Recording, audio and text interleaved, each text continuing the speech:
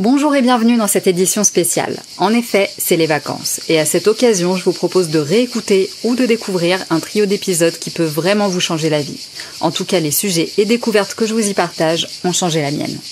Je vous embarque avec moi pour faire le point sur les bases simplissimes de votre bien-être. Je vous ferai ensuite découvrir le produit bien-être qui m'a bluffé récemment et dont je n'avais jamais entendu parler avant. Et pour finir, une formule magique qui peut vous être d'une très grande aide à la rentrée. Allez, c'est parti.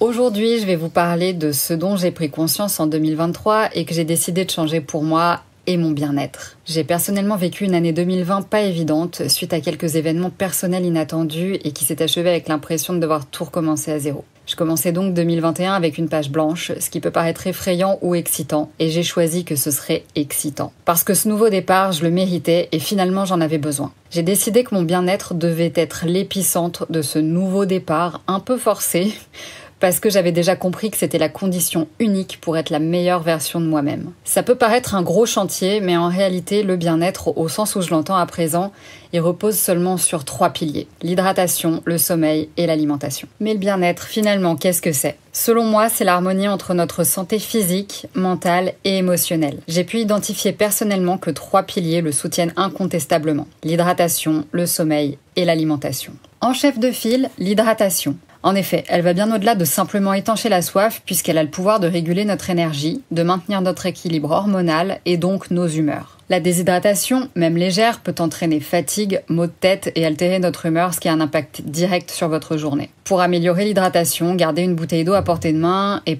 personnalisez-la avec des fruits pour une saveur plus agréable par exemple. Et si vous les consommez plus facilement, n'hésitez pas à vous faire du thé et des tisanes au long de la journée. Personnellement, j'ai du mal à boire de l'eau, comme beaucoup de gens vous me direz.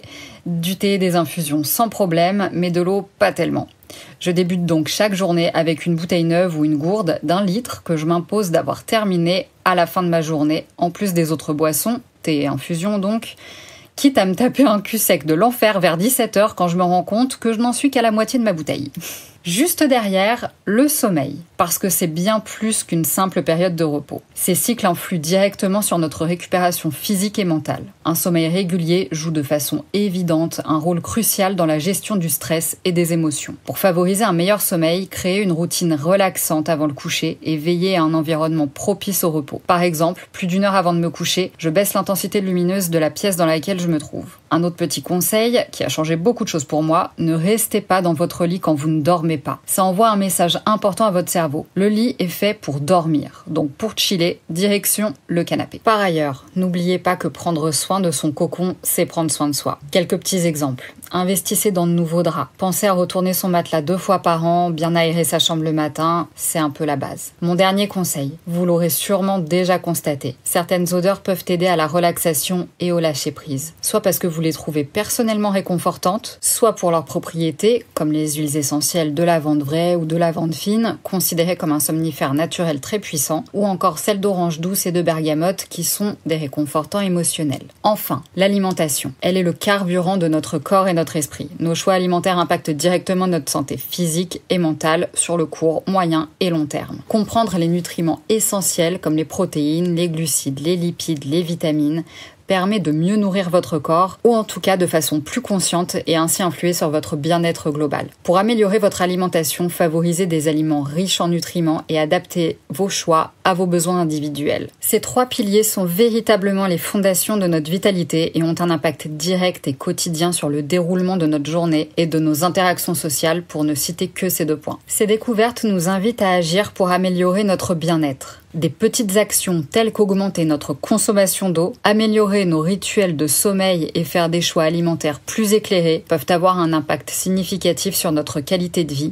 C'est simple et accessible. Ce type de changement profond peut prendre du temps et nécessite que vous soyez convaincu dès le départ du bien fondé et de l'intérêt de votre démarche puisque vous le faites pour vous. Personnellement, j'ai commencé à me poser les bonnes questions en 2021. J'ai pu mettre tout ça en application rapidement pour en constater les bénéfices tout aussi vite, ajuster mes actions à mes attentes et les pérenniser. Ainsi, avec 2 ans de découverte et d'ajustement, j'en récolte en 2023 les bénéfices. Un meilleur moral au quotidien, un meilleur rythme avec des journées plus productives et un système immunitaire indéniablement renforcé. Comme souvent, pour plus de détails, vous pouvez retrouver l'article lié à ce podcast sur mon site.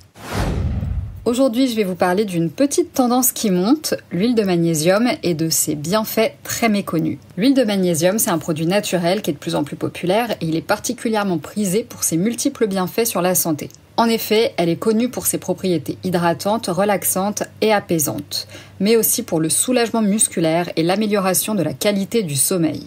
Dans cet épisode, je vous propose donc de découvrir ses utilisations et ses avantages. Commençons par parler des bienfaits pour la peau. L'huile de magnésium est reconnue pour ses bienfaits bénéfiques sur la peau. Grâce à ses propriétés hydratantes, elle aide à maintenir l'élasticité de la peau tout en réduisant l'inflammation. Par exemple, pour les personnes souffrant de conditions cutanées telles que l'eczéma ou le psoriasis, l'application régulière d'huile de magnésium peut apporter un soulagement notable. De plus, ses propriétés cicatrisantes accélèrent la guérison des plaies et des irritations cutanées mineures, favorisant ainsi une peau saine et nette. Attention tout de même, comme vous le savez, je ne suis pas médecin, j'apporte des conseils sur des produits que j'ai testés sur moi évidemment, et parfois sur quelques personnes de mon entourage. Donc si vous avez une condition dermatologique ou médicale, demandez conseil à un professionnel de santé avant toute expérimentation. Passons au soulagement musculaire et à la santé des os. L'application d'huile de magnésium sur la peau peut également être très bénéfique pour les muscles. Elle est particulièrement efficace pour réduire les crampes et les spasmes musculaires, souvent liés à une carence en magnésium. De plus, cette huile favorise la détente des muscles tendus ou douloureux, ce qui est idéal après une séance d'exercice intense ou une journée de travail physique.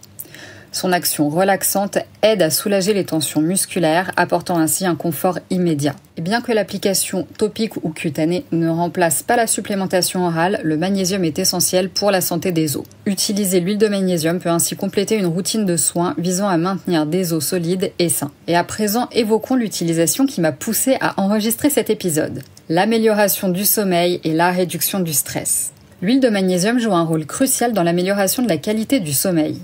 Grâce à ses propriétés relaxantes, elle aide à apaiser le système nerveux, facilitant ainsi l'endormissement et améliorant la qualité du sommeil. De très nombreuses personnes utilisent l'huile de magnésium pour réduire l'insomnie et favoriser une nuit de sommeil réparatrice. En appliquant une petite quantité sur la peau avant le coucher, on peut ressentir une profonde sensation de relaxation, propice à un sommeil plus paisible. Eh ben oui, parce qu'en régulant les niveaux de cortisol, l'hormone du stress, l'huile de magnésium aide à diminuer le stress et l'anxiété, favorisant ainsi un bien-être général. Et effectivement, je l'ai acheté et testé particulièrement pour cet usage. Pour l'heure, je l'ai utilisé exactement 4 fois. Je l'ai donc massé sur mes pieds, et particulièrement dessous, puis je me suis couchée. Dans les quelques minutes qui ont suivi l'application, j'ai ressenti un léger fourmillement au niveau des pieds qui a remonté progressivement au niveau des chevilles, puis j'ai eu la sensation que les muscles de mes mollets se détendaient vraiment. Super étrange comme sensation, mais pas désagréable. Je pense qu'ensuite j'ai mis à peu près autant de temps que d'habitude pour m'endormir, mais la vraie différence, je l'ai ressentie le matin. Je me suis sentie à chaque fois plus reposée, comme si j'avais eu un sommeil bien plus profond, et ça m'intéresse vraiment beaucoup. Il paraît même que sur du long terme, ça inhibe un peu les envies de sucre, mais pour l'instant, il est un peu trop tôt pour que je vous parle de ça. Pour profiter pleinement des bienfaits de l'huile de magnésium, il est recommandé de l'appliquer directement sur la peau. Les zones couramment ciblées sont les jambes, les bras ou l'abdomen. Et en parlant d'abdomen, et n'ayant connaissance d'aucune contre-indication à ce sujet, je vais tester prochainement cette huile pour les crampes menstruelles. À cette occasion, et pour que vous ayez toutes les informations, je mettrai l'article correspondant à cet épisode à jour avec les nouveaux éléments et je vous tiendrai au courant sur Insta bien sûr. Je reprends. Il est conseillé de commencer avec une petite quantité pour observer la réaction de la peau, puis d'augmenter progressivement la dose si nécessaire. Certaines personnes peuvent ressentir une légère sensation de picotement lors des premières applications, c'est parfaitement normal, et particulièrement si elles ont une peau sensible ou une carence en magnésium. Quelques précautions tout de même, bien que l'huile de magnésium soit généralement bien tolérée, il est conseillé de faire un test cutané avant une utilisation plus étendue. Et comme déjà évoqué plus tôt, en cas de doute ou de conditions médicales préexistantes, il est toujours préférable de consulter un professionnel de santé avant d'intégrer ce complément à votre routine de bien-être. En résumé, l'huile de magnésium est un véritable trésor de bienfaits pour la peau, les muscles et le sommeil. Intégrée à votre routine de soins, elle peut contribuer de manière significative à votre bien-être général. N'hésitez pas à l'essayer et à découvrir ses effets apaisants et régénérants pour vous-même. Si vous avez aimé cet épisode, retrouvez sur mon site l'article qui y est lié pour plus de détails et pour tout retrouver noir sur blanc. Aujourd'hui, je vais vous parler de l'art de timer ses actions. parce que c'est vraiment utile, que je remarque que très peu de gens le font, et c'est bien dommage.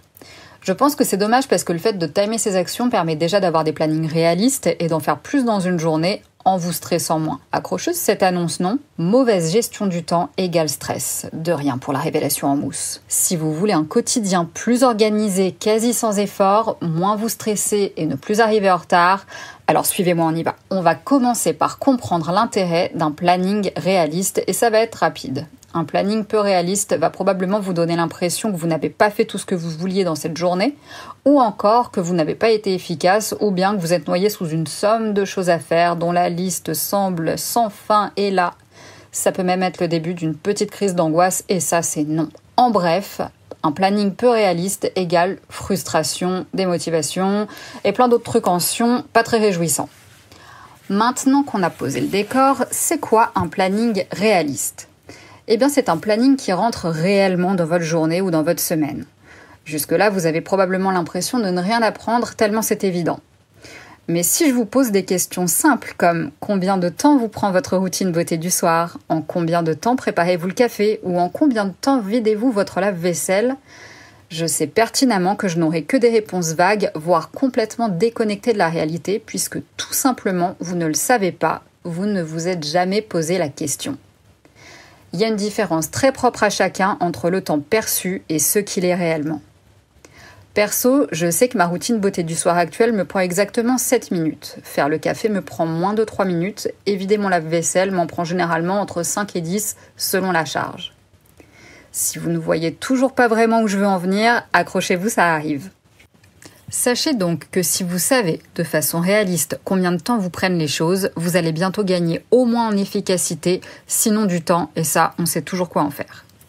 Maintenant qu'on sait l'intérêt de timer, comment s'organiser au mieux ? Ici, rien de très original, parce que j'ai pas encore trouvé mieux que la liste. La to-do, la foutue liste, appelez-la comme vous voulez et faites-la sur papier ou dans les notes de votre téléphone, mais par pitié, ne la gardez pas dans votre tête. Votre cerveau est un espace noble et déjà saturé d'infos plus ou moins utiles, alors ne vous ajoutez pas cet effort supplémentaire et non nécessaire. Reprenons. La liste donc. Au moment de la faire, cette fois, c'est le seul et unique effort que vous aurez à faire. À chaque fois que vous y ajouterez une tâche, timez-la et additionnez, au fur et à mesure. De cette façon, vous saurez exactement ce qui rentre dans votre journée, hormis les imprévus bien entendu. Ça paraît simple comme ça et ça l'est. Pas de piège, pas de mauvaise surprise. Ainsi, vous serez et vous vous sentirez vraiment efficace. Et les avantages sont nombreux, puisqu'avec une meilleure gestion de votre temps, à présent maîtrisée au mieux, vous vous évitez de vous épuiser et de vous frustrer, voire de vous décevoir. Ce qui me permet de montrer à ceux qui le découvrent que l'organisation a un lien direct avec votre bien-être global. Personnellement, je ne fais pas des listes pour chacune de mes journées, mais surtout pour celles qui sont les plus chargées. Vous savez, quand vous posez un jour de repos, le repos du LOL, oui, on connaît, le genre de journée où on finit par faire tout ce qu'on n'a pas le temps de faire habituellement. Ou les jours qui ont une deadline, comme un départ en vacances par exemple. Eh bien à présent, vous serez armé pour ce type de journée et réussirez peut-être même à prendre du temps pour vous. D'ailleurs, en parlant de ça, j'intègre toujours à mes listes des choses pour moi. C'est-à-dire qu'au même titre que faire les courses et faire tourner la machine de blanc, je cale masque hydratant visage et gâteau au yaourt. Oui, toutes les semaines je me fais un gâteau, c'est la vie que j'ai décidé de mener, mais ça c'est un autre sujet. Pour ceux qui adorent se culpabiliser de faire des trucs pour eux, je ne peux rien pour vous, si ce n'est vous rappeler que vous êtes la seule personne à devoir prendre soin de vous. Bref, je pose ça là. Et n'oubliez pas, certaines activités sont indispensables à votre bien-être, alors dégagez-vous du temps pour cuisiner, lire ou faire du sport. C'est un investissement dans votre santé physique et mentale.